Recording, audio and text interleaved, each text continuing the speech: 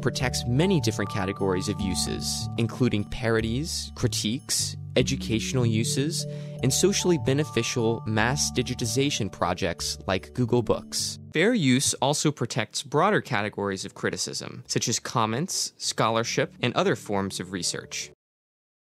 Fair use is found in Section 107 of the U.S. Copyright Act and functions to limit the exclusive rights of the copyright owner. Federal law states fair use requires no permission from the copyright owner to use the work and is not an infringement of copyright, and provides a number of illustrative examples of potential fair use, including criticism.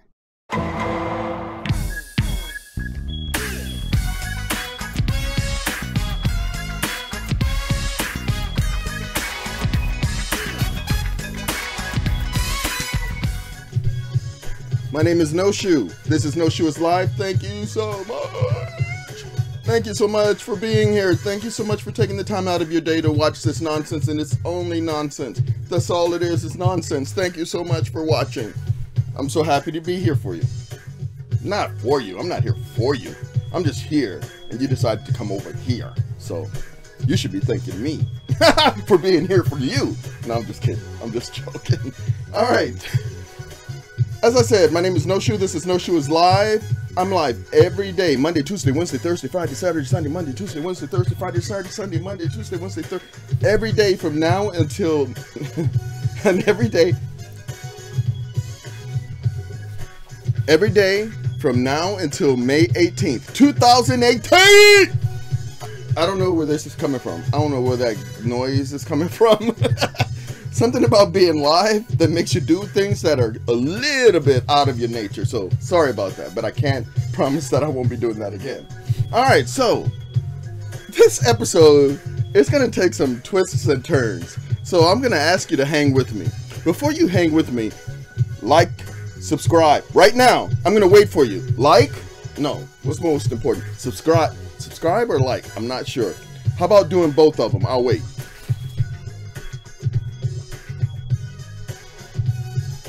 Come on, do it. It doesn't hurt nobody. Just do it, and it helps me out. I'll dance for a little bit. I'll dance for you. All right, so this episode's a little convoluted. It's going to go like this. It's about fair use. Now, I know a lot about fair use, but its application on YouTube is suspect. All right, so before I came live here, I was trying to talk myself through it, and as I was talking myself through it, I realized that I don't have the answer. Of course I don't have the answer, but I thought I talked myself into a dead end, and I want to see if I could do that again here. So hang with me. All right, so you got three people. You got three people sitting at a table. You got the first dude. He writes a poem. He takes a pen and a paper, and he writes a poem out. From beginning to end, he writes a poem, okay? Dude number two, who's sitting next to him, he takes that poem and then he writes music to it, and he records a song. So he took those words, made them into lyrics, and he's singing them on a recording that you may get, an MP3 or CD or whatever, blah blah blah. All right, dude number three took that completed song, pulled it over to his side, and he said, you know what, I'm gonna make a 90-minute movie, and I'm gonna put this 3-minute song in there. Now this is where it gets a little dicey, and I don't have the answer as far as its applications on YouTube, but I will tell you my experience. All right, the dude who took that poem and turned it into a song, he might be able to claim fair use because he totally transformed it from a kind of like a reading medium into an oral medium. I ain't saying I'm right on any of this. Do not quote me for anything. Most of the stuff, I know a lot of stuff, but it gets confused with some other stuff, but I can convince it so quickly. I can say it so convincingly that you'll believe it, and then you'll base your life on it. Do not do that. All right, so this is my feeling. The guy who took the song and took the poem and made a song into it or out of it, that guy is covered by fair use. Okay, so he doesn't. If that dude copyrighted the guy who wrote the poem, if he copyrighted this thing, and then guy number 2 took it and recorded it, if he's selling it, that dude, because I think, you know, as far as music is concerned, and I'm not into music, and I'm not in the music industry, but there's publishing rights and all that kind of stuff, and a dude has to get credit for the lyrics. So you can't say because I made the song I wrote the lyrics. So that dude's got to get credit for the lyrics, whatever, however the music industry breaks that down. All right, dude number 3, who decided to make a movie and put this song in there. Now, if he put that whole song in there, he's got to pay the lyricist, he's got to pay the people who made the music, publishing rights, all kinds of crap. Do not quote me. I don't even know why y'all watch this, because this is just like 13 to 15 minutes of non-information presented in a in a way that makes it seem like I know what the fuck I'm talking about. All right, getting back to it. So if guy number 3 puts the song into his movie, he's got to pay all of those people. Now, I know there are certain situations like you do a TV commercial and you want like Mick Jagger's a big song from the Rolling Stones. You have to pay a lot of money for even snippets. So I don't think fair use is valid if you're making money based on their work, unless, this is where I fall into this, unless it's criticism. Criticism, if you're using the work to there's parodies, you can parody. There's news, you're reporting on something. And mine, criticism, meaning you take it, you don't use the whole thing, use a small portion of it. You transform it somehow. Now, this is the argument that I like to make about music videos. If a music video, let's say there's a music video you want to use. A music video is 100% of a thing.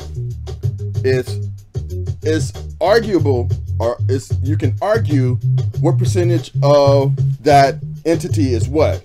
But for my argument, I'm saying if you have a music video, 50% of it is music or sound, 50% of it is visual. All right? So if you take half of it away, let's say you got a music video, you remove the music, you have half of what was there before. Right? Do you agree with me on this so far? Is that transformative? I dare say it is. If you play that video from beginning to end without the music, it is transformative, because without the sound, the creator of the original work made the sound vitally important. That's why some people would argue that if you're talking a music video, music could be maybe 75% and the visual 25%, because most of the work went into the recording, the lyrics, the sounds, the beat. You had to pay for create all of that. So, but I'm sticking with 50-50. So if I have a music video and I remove the sound, 50% is remaining. If I cut that remaining 50% in half, so I'm showing half of the visual without any of the sound, that's 25% usage. It's not a small portion of the video. That's what gets debated in court, because people try to be sneaky. And I'll give you an example. I've just been doing this show for a month and a half. No, like 5 weeks. And I use clips. I start my show with a disclaimer, a fair use disclaimer, because I comment on things that are happening. And in order to show you what's happening, I gotta show it to you. I can't just talk about it. I gotta show it to you in a video. If this was a podcast or if this was radio, I can maybe talk to you about it. But this is a visual medium, so I need to show you what's going down. So a video a couple of weeks ago, I put in a video of a Olympic race, some kind of Olympic race. I didn't show the whole race. I edited, I shortened it somewhat, and then there was an interview section on that same clip. that I edited but kept on there. So it went from about this to this. I changed the color. I did all kinds of things trying to make it transformative. Made it smaller, all kinds of stuff. That video got flagged for copyright. I didn't fight it because I don't fight any of them because I'm not trying to make money off of anybody. If it's somebody's thing and I'm using it, I'm thankful that they have it there that I can use it. Like if you look at, I do a lot of lip syncs on this channel. Every one of those lip syncs that I do, they pay out to the artist of the music, which I feel is 100% right. I don't want any of it. I'm not even covering it with my own voice. I'm lip syncing. I'm adding the visuals, which for me is everything, but I'm not I'm not singing. So, which is a category they have on, you can share revenue if you are covering a song, you and the original artist share some kind of revenue. I'm lip syncing. I'm using all of their thing. So they should get all the money. I'm happy to be using the music in order to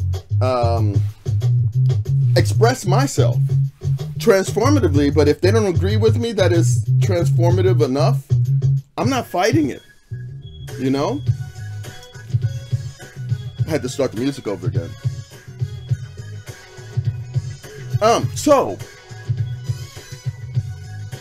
But let me get to, I don't want this to go longer than it has to, but so when it comes to fair use, okay, so I did that Olympic committee thing, that race in the Olympics.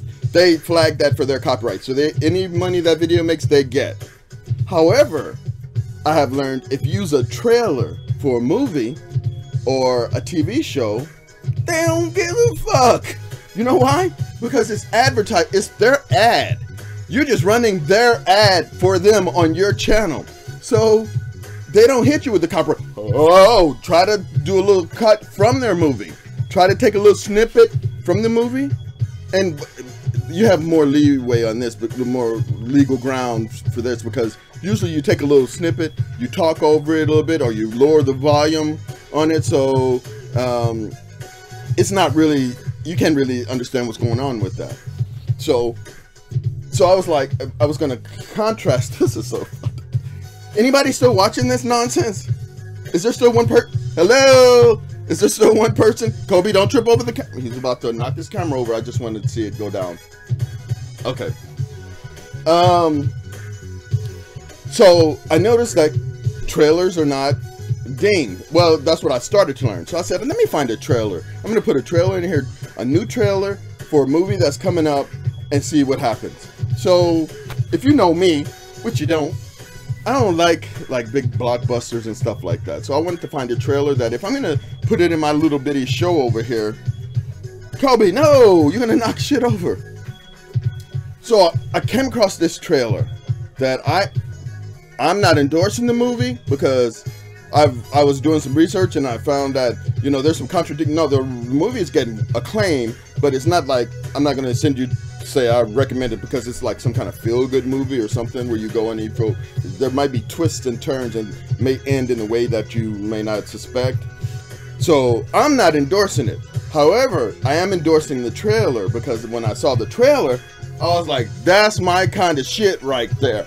Like I was saying before, I'm not into like the big blockbusters. I like small stories, real people going through real kinds of things. The pace may be a little slower. I'm cool with that. Like what is it? 3 Billboards. Love 3 Billboards, that movie. The movie, what's that other cat? Lady Bird. Like Lady Bird. Between like and loved Lady Bird. But those are character movies and slow kind of, the story is the thing. The story is the thing. It's not special effects. It's not CG. It's nothing like that. It's like emotions, you know? So I like those. I came across this trailer and I was like, huh, this is my shit right here. I can get down with this. I don't know if the movie is good or the movie is bad, but the trailer is my jam. And if you have been watching my show regularly, this will probably be your jam too, because you understand me. Take a look at this. 元気なの？私？川島さん、もうやめた方がいいんじゃない？おばちゃんにさ頼みたいことがあるんだけど、おばちゃんに私のためにその英会話の教室を取ってほしい。英会話？無料体験に来ました。 Your name? 節子川島。 When you're in my class from now on, you are known as Lucy. あ、おばちゃん体験レッスンどうだった？とっても変わった学校ね。 This is the magic part, okay, Lucy? すごくフレンドリーって言ってたけど、 Don't be nervous. Looks like you need a hug. ちょっとフレンドリーすぎるっていうか。 Lucy is a very relaxed girl, so Lucy says, Hi. ジョー。ルーシーさんは結婚なさってるの？いえ、彼氏はいますけど。ちゃん先生今日辞めた。あれほど関わるなって言ったのに。お姉さんは？私ロサンゼルス行ってきます。一人で？ Are you sisters? Are you? Yes. Do you want me to switch? Switch. Oh, no.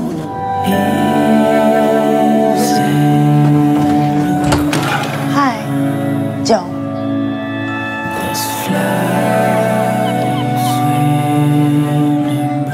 What can I get you? Potato fry, please. What? Fry. Do you know how to drive? Do you want to learn? Let's go. Wait, no, stop. Too fast. You, sex with 節子。自分勝手なんだから。 I can't. だから今までに結婚できないのよ。愛は全てに勝る。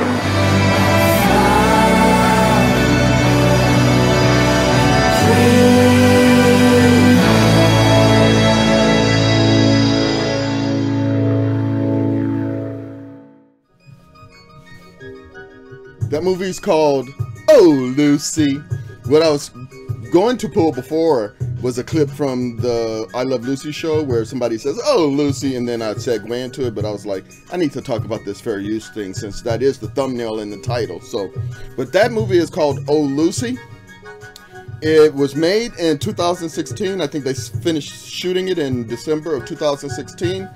And then I think it made its world premiere at the Cannes Film Festival in May of 2017. And then for all of 2017, it just went through film festival. And I think it is premiering here in the United States in theaters where regular folk can see it. I think it's March 2nd. So in a month and a half or so. Oh Lucy, I will watch that because I know now again, I read some stuff. It might be a tricky ending or not what you expect, which is good for some things and not good. Like if you're in this feel good thing and then all of a sudden everybody gets stabbed to death, you may not get down with that. I don't know how it ends, but I'm gonna watch that. Anyway, my name is Noshü. Thank you so much for being here. This is Noshü is Live. I'm here live every day until May 18th because I made a commitment to the old gods and the new that I would do a live show every single day here on YouTube from now until May 18th. And I will because the old gods and the new have taken care of me. So I must fulfill my obligation to them. Even if I don't want to, even if the well has run dry, I'm doing it every day because there's a lesson to be learned. To do things, even when you're not feeling it, you got to do it. And sometimes you can't be self-motivated like myself. Like if I said, Noshü, I promise to myself that I'm going to do a show, I will not do it because I have cheated myself so many times and I've lied to myself and not upheld my obligations to myself so many times. However, I sincerely believe in the old gods and the new with all of my heart. The old gods and the new have taken such good care of me, and I made this commitment to them.